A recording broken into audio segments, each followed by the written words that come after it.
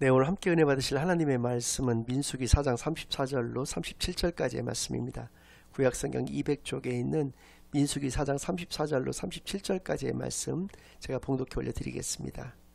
모세와 아론과 회중의 지도자들이 고앗 자손들을 그 종족과 조상의 가문에 따라 계수하니 30세부터 50세까지 회목에서 복무하고 봉사할 모든 자, 곧 그 종족대로 계수된 자가 2750명이니 이는 모세와 아론이 여호와께서 모세에게 명령하신 대로 회막에서 종사하는 고앗인의 모든 종족 중 계수된 자이니라. 아멘. 하나님 아버지 감사드립니다. 오늘도 귀한 주일로 교회로 예배로 인도해 주시는 은혜를 진정으로 감사드립니다. 지금 이 시간 저희들이 지난 한 주일간 졌던 모든 죄악을 예수 그리스도의 십자가 아래 다 내려놓고 오직 저희들의 온 마음과 정성을 다하여 하나님께만 드려지는 예배를 통하여 하나님께서만 영광 받으시는 은혜의 시간으로 이 시간을 인도하여 주시옵소서. 모든 것을 감사드리오며 예수 그리스도의 이름으로 기도드리옵나이다. 아멘. 네, 오늘은 하나님을 섬긴다는 것이라는 제목을 가지고 오늘 본문 말씀을 중심으로 하나님의 말씀을 증거하겠습니다. 이번 주부터 3주일간에 걸쳐서 민수기의 말씀을 통한 하나님의 은혜를 여러분들과 함께 나누는 귀한 시간들을 갖겠습니다. 오늘은 첫 시간인 관계로 민수기란 어떠한 성경인가에 대해서 먼저 간략하게 살펴본 후에 본문의 말씀으로 들어가도록 하겠습니다. 민수기라고 하는 이 성경의 제목은 백성의 숫자를 카운팅했던 기록이 있는 성경이라고 하는 의미를 가지고 있습니다. 실제로 민수기의 내용 가운데 두 차례의 인구조사가 등장을 하고 있습니다. 먼저 1장부터 25장까지는 출애굽한 1세대 이스라엘 민족들의 광야 스토리가 그려지고 있는데요. 1장부터 4장까지는 12지파의 20세 이상으로서 싸움에 나갈 만한 자를 계수하는 그런 모습들이 나옵니다. 결과는 60만 3,550명이었는데요. 여기에서 빠져있는 숫자들이 있는데 첫 번째로 20세 미만인 자, 두 번째로 여성들, 세 번째로 20세 이상이지만 싸움에 나갈 만하지 못한 사람들, 장애인이라든지 노인들이라든지 이런 사람들이 되겠죠. 그리고 네 번째는 레위지파 이렇게 제외하고 나머지를 계수했을 때 60만 3,550명이라는 것이죠. 그래서 전체 인구를 우리가 추산을 해봤을 때 한 200만 명 이상이 될 것이다 이렇게 추산을 하는 것이고요. 또 26장부터 36장까지는 출애굽한 2세대 이스라엘 민족들의 인구조사가 나오고 있습니다. 그들의 이제 광야 스토리고 26장에 이제 그 인구조사가 나오는 것인데요. 2세대라고 하는 것은 1세대와 달리 광야에서 이제 태어났던, 그래서 실제로 가나안 땅에 들어갔던 그 사람들을 말하는데 그 결과도 1차 때와 비슷합니다. 60만 1730명이 나왔거든요. 그러니까 60만 3550명과 60만 1730명은 비슷한 숫자고, 그래서 전체적으로도 역시 200만 명 이상이 되는 1차 때와 별로 인구 변동이 없는 그 상태의 그 결과가 민수기에 등장을 한다는 것이죠. 그래서 이 민수기라고 하는 그런 성경의 제목을 이렇게 정한 것 같은데, 원래 히브리어 성경에서는 배 미드바르였습니다. 그러니까 미드바르라고 하는 것은 광야라는 뜻이고 배는 뭐뭐 안에서라고 하는 전치사거든요. 그래서 광야에서라고 하는 것이 원래 성경 제목이었다는 것이고, 사실은 이 내용적으로 봤을 때는 원래 이 성경 제목이 훨씬 더 내용과 부합된다라고 하는 것을 알 수가 있다는 것입니다. 실제로 이스라엘 민족들은 그들이 어떤 신앙의 어떤 모습으로 인해서가 아니라 전적으로 하나님의 은혜에 의해서 하나님께서 애굽에 10가지 재앙을 내리시게 되고, 특별히 10번째가 이제 장자의 죽음의 재앙이었죠. 그것을 통해서 강팍했던 그 바로의 마음을 드디어 움직이셔서 그들이 죄와 그 사망의 그런 모습에서 구원을 받게 되죠. 그래서 처음에 이제 딱 나왔을 때 그들 앞에는 홍해 바다가 딱 그 마주치게 되었던 것인데, 역시 하나님의 은혜로 그 홍해의 바다가 갈라지게 되었고 그 바닷길이 열리게 되어서 이스라엘 민족들은 그것을 통과하였고, 뒤따라오던 그 애굽의 바로 왕과 애굽의 군대들은 그곳을 따라가다가 그 홍해 바다가 닫히면서 그곳에서 다 수장되고 말았던 것이죠. 그들은 얼마나 기뻤겠습니까? 애굽에서 그 노예에서 이렇게 자유인으로 구원받은 것도 감사했지만 자신들을 그렇게 괴롭혔고 핍박했던 그 애굽의 군대가 그렇게 모두 죽임을 당하는 것을 보고 그 하나님의 은혜에 너무나도 감사했을 것입니다. 그래서 그들 앞에 또 기다리고 있었던 것은 수르 광야라고 하는 광야에 있었는데요. 사흘길을 물이 당연히 사막길이었기 때문에 없었습니다. 그래서 물 없이 행군을 했지만 그들은 전혀 불평하지 않았었습니다. 왜냐하면 그 감사와 감격이 그들 가운데 계속적으로 있었기 때문에 그렇죠. 근데 사흘 뒤에 드디어 물을 또 발견을 하게 됩니다. 그러니까 얼마나 또 감사했겠습니까? 역시 우리의 하나님께서는 우리를 구원하여 주시기 위해서 모든 것을 다 예비해 놓으셨다라고 그들이 막 더 감사하면서 그 물을 마셨죠. 근데 그 물은 도저히 먹을 수가 없이 쓴 물이었었습니다. 그래서 그 물을 마라라고 하면서 그때 비로소 하나님을 원망하고 불평을 하게 되었던 것이죠. 그래서 그들의 원망과 불평의 역사가 이때로부터 시작이 되는 것인데요. 아무튼 그 수르 광야에서 2달여 동안 그렇게 고생을 하다가 그들은 신의 광야, 역시 광야죠. 광야에 도착을 하게 됩니다. 그래서 1년 동안 머물면서 십계명을 포함한 하나님의 율법을 공부를 하고 1년 뒤에는 또 바란 광야라고 하는 곳으로 이동을 합니다. 그것은 바로 턱 밑이었죠. 가나안 땅의 턱 밑이었기 때문에 그곳에 가데스 바네아라는 곳에서 각 지파별로 한 명씩 대표자들을 뽑아서 12명의 정탐꾼들을 40일 동안 정탐을 보내게 되는 것이죠. 근데 돌아와서 10명의 정탐꾼들은 저기는 도저히 들어갈 수가 없다. 저들이 만약에 거인이라고 한다면 우리는 메뚜기 같은 존재라서 들어가면 죽는다라고 보고를 하게 되었고, 또 여호수아와 갈렙이라고 하는 두 정탐꾼들은 저곳은 하나님의 약속해 주신 그런 땅이기 때문에 지금 바로 들어가도 우리가 바로 차지할 수가 있다라고 그렇게 보고를 하게 됩니다. 10명이 훨씬 더 많죠. 2명에 비해서. 그래서 10명의 정탐꾼 말을 듣고 그들은 포기를 하게 됩니다. 그래서 하나님께서는 그 정탐일수 하루당 1년으로 계산해서 40일을 정탐했기 때문에 40년간의 광야 생활을 그들로 하여금 하게 하셨던 것이죠. 여기서 우리가 알 수 있는 것은 무엇이냐면, 이게 다 민수기에 나오는 내용들인데요. 여기에서 알 수 있는 것은 우리가 불평과 원망의 눈으로서 세상을 바라보게 된다면 현실밖에는 볼 수 있는 것이 없습니다. 현실만을 볼 수가 있는 것이죠. 그러나 우리가 믿음의 눈으로 바라보았을 때는 하나님의 약속의 그 결과, 그 약속의 그 모습들이 분명하게 우리 가운데 보이게 된다라고 하는 것을 깨달아 알 수가 있습니다. 또 민수기라는 것은 어떤 성경이냐면, 이렇게 우리에게 영적인 통찰력도 제공해 주는 성경이시지만은, 아까도 분명히 말씀을 드렸지만은 구원받은 그 이스라엘 백성들이 얼마나 처음에는 기뻤겠습니까? 그래서 그들에게는 적과 꿀이 흐르는 하나님의 약속의 땅 가나안이 그들을 기다리고 있을 거라고 생각했는데, 그들을 기다렸던 것은 40년의 광야 생활이었다는 것이죠. 그리고 난 후에 가나안 땅으로 들어갔던 것입니다. 우리의 신앙생활도 마찬가지죠. 우리도 예수를 그리스도로 영접하고 처음에 우리가 그리스도인이 되었을 때는 얼마나 그 감격과 감사가 컸었습니까? 그러나 우리의 삶이 막 만사 형통의 삶으로, 꽃길만 걷는 삶으로 그렇게 변화가 되는 것이 아니라 오히려 예수 믿기 전보다도 더 힘든 삶이 우리를 기다리고 있는 것 같은 그러한 시련과 고난의 그러한 삶이 우리를 기다리고 있는 것이죠. 그래서 이 세상을 살아간다는 것은 이스라엘 민족들이 그 40년 광야 생활했던 것 못지않은 그러한 힘겨운 그러한 싸움의 연속이 되는 그러한 삶인 것이죠.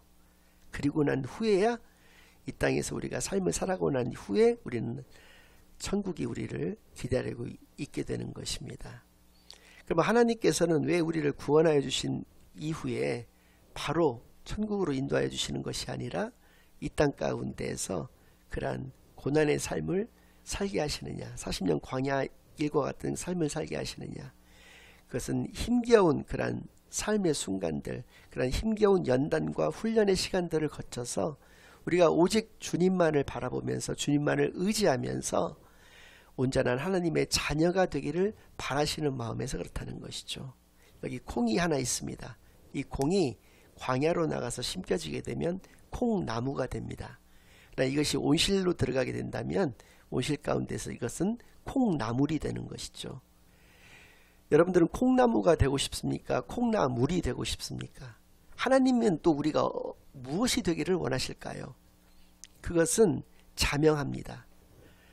어떠한 환경과 어떠한 그 모습 가운데에서도 생존력, 그 생명력이 긴 것은 콩나무입니다. 웬만한 환경 가운데에서 부러지거나 죽거나 하는 일이 없다라고 하는 것이죠. 그러나 콩나물은 비바람이 조금만 몰아쳐도 또 뜨거운 햇빛이 조금만 강렬하게 내리쬐도 금방 시들어 죽고 마는 것이 콩나물의 그런 모습인 것입니다.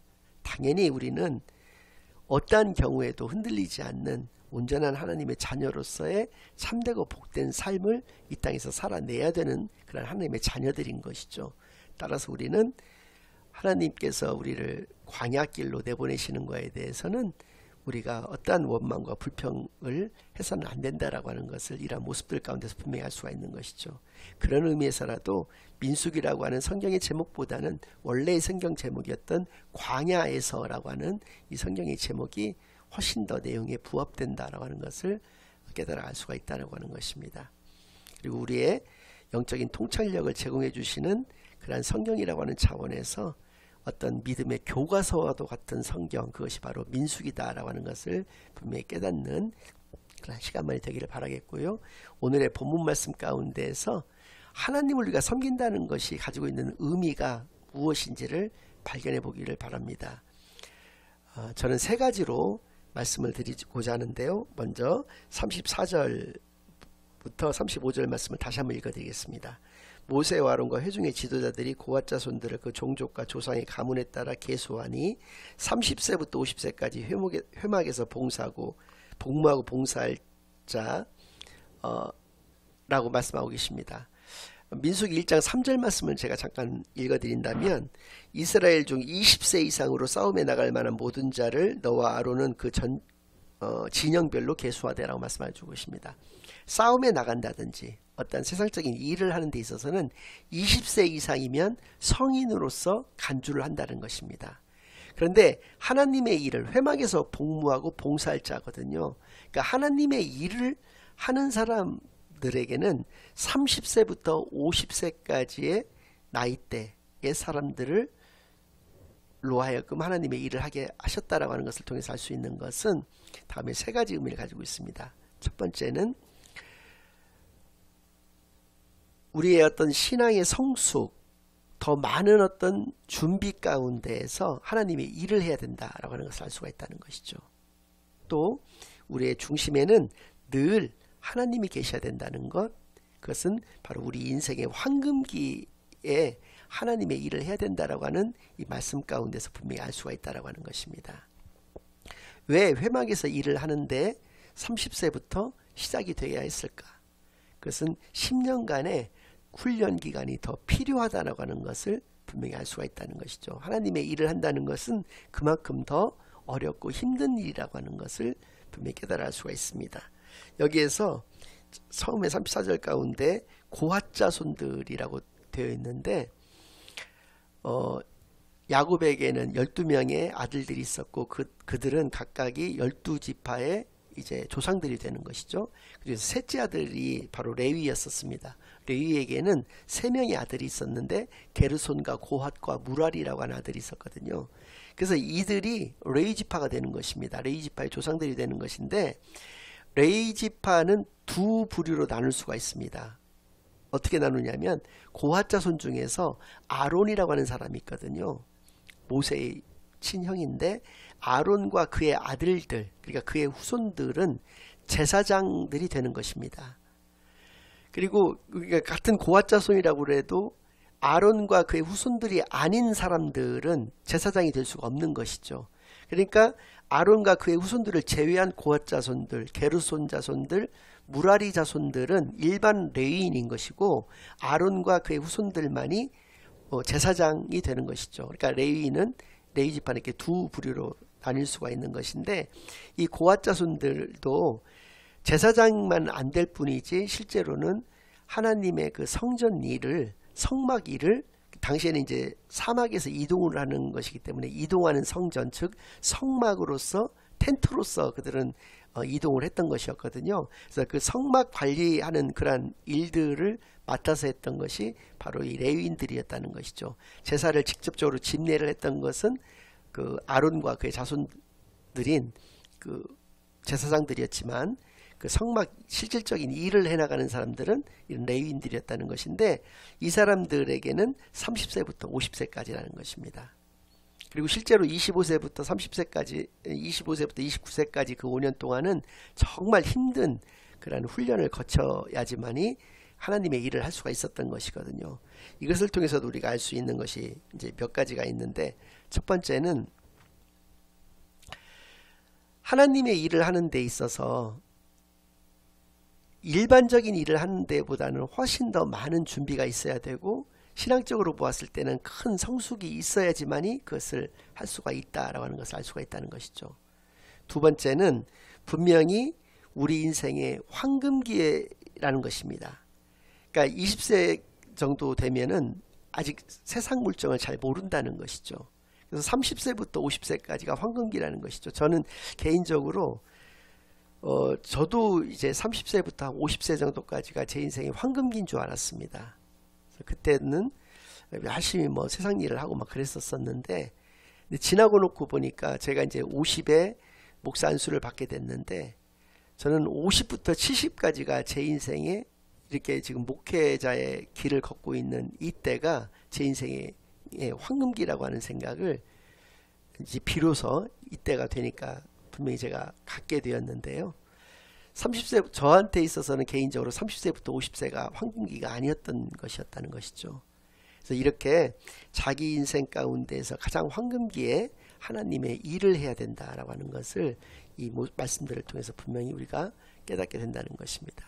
그리고 이스라엘 민족들의 어떤 진영 배치의 그 모습 가운데서도 이것을 좀 잘 알 수가 있는데, 그 한 가운데는 성막이 있었습니다. 그 성막의 그 사방에는, 동서남북에는 게르손, 무라리, 고앗 자손들과 아론과 그의 아들들, 그러니까 이제 제사장들이 이렇게 포진을 하고 있었던 것이죠.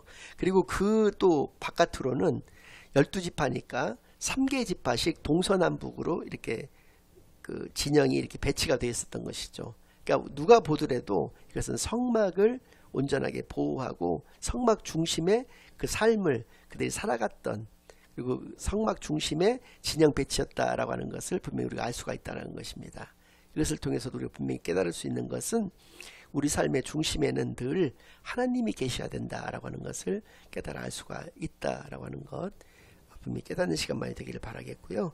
두 번째로 우리가 한 가지 분명히 알아야 될 것은, 하나님의 일을 하는 데 있어서 우리는 죽음을 각오해야 된다라고 하는 것을 알 수가 있습니다.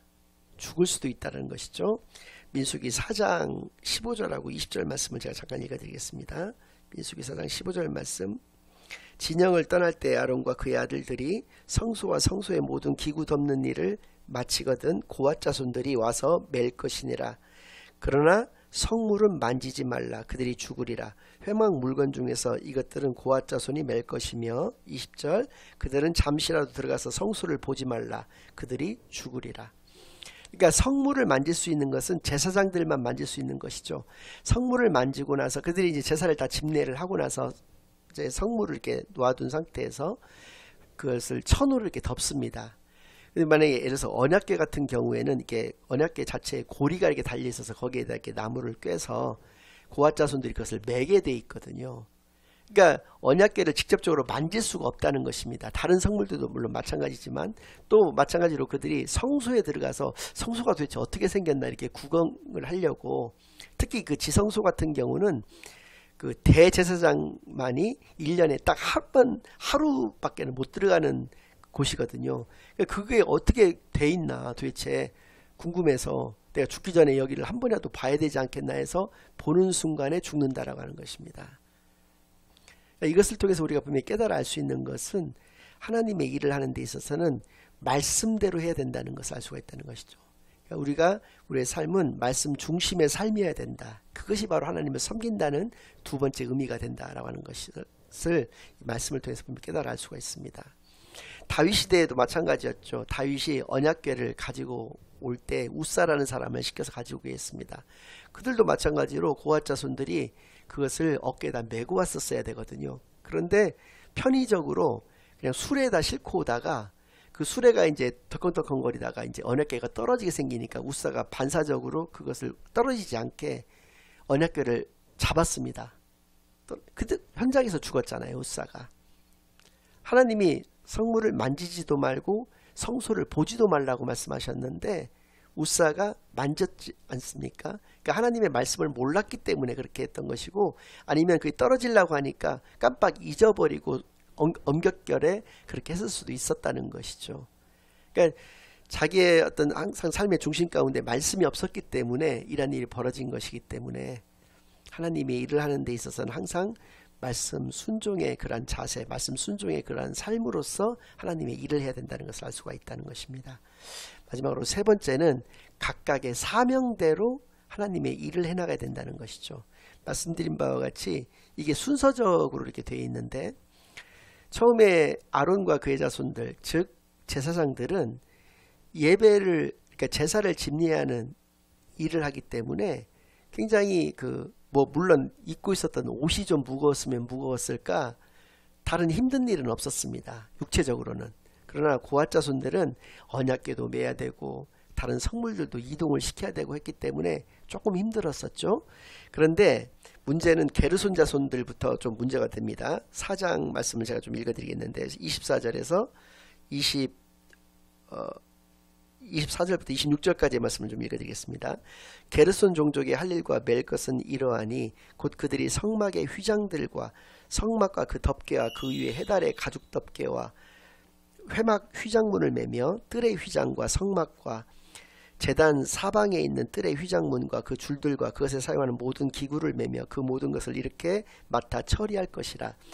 그 텐트로 되어 있다고 했지 않습니까? 그 성막이 그런 것들을 다 맸다는 것입니다. 근데 그것이 해달의 가죽 덮개로 되어 있었다는 것이죠. 그러니까 짐승의 가죽으로 되어 있었으니까 그것이 얼마나 무거웠겠습니까?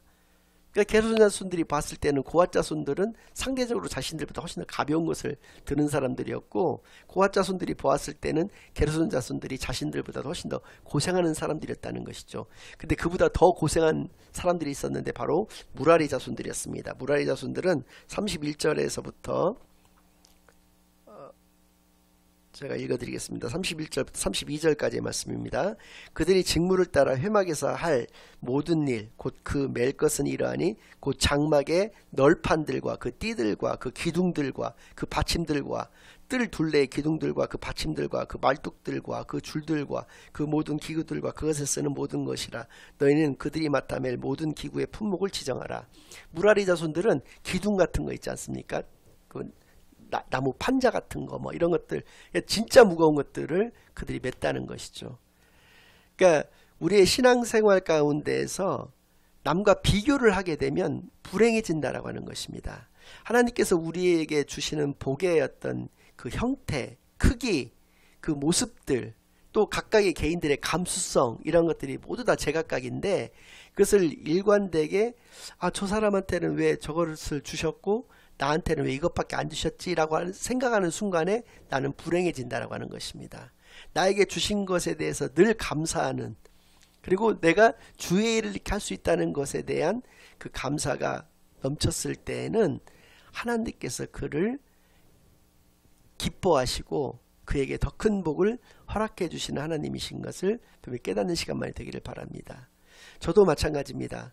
세상적으로도 그렇지만은 목회적으로도 어떤 사람은 정말 참 제가 보기에는 너무나 목사답지 않은 그런 사람인데 사람들도 많이 막 동원을 하고 교회도 굉장히 크고 그런 것을 볼 때 왜 저 사람은 저렇게 큰 목회를 하는 사람이고 나는 이렇게 작은 목회밖에 하지를 못할까라고 하는 그런 그 마음이 드는 순간에, 다른 사람과 나를 비교하는 그 순간에 저는 목회자로서의 그 자격을 잃게 된다라고 하는 것 분명히 깨닫게 되기를 바랍니다. 그들은 고앗 자손이든 무라리 자손이든 게르손 자손이든 그들은 다른 사람들과 자신을 비교하지 않았습니다. 묵묵히 자신들이 해야 될 일에 감사로서 그렇게 해나갔던 것을 통해서 신앙의 모습이란 이런 것이구나 라는 것을 깨닫게 되기만을 바라겠고요.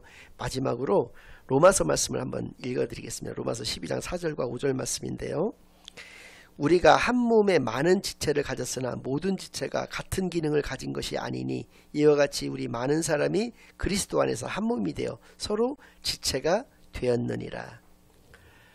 어떤 사람들은 자신을 몰라준다고, 예를 들어서 장로 선교 같은 거 할 때 자기가 장로가 되지 않은 사람은 굉장히 교회를 가네 안 가네 이런 얘기들을 하는데, 이것은 굉장히 복받은 일입니다. 왜냐하면 사람한테 인정을 받게 되면 하나님으로부터 받을 것이 없게 되는 것입니다.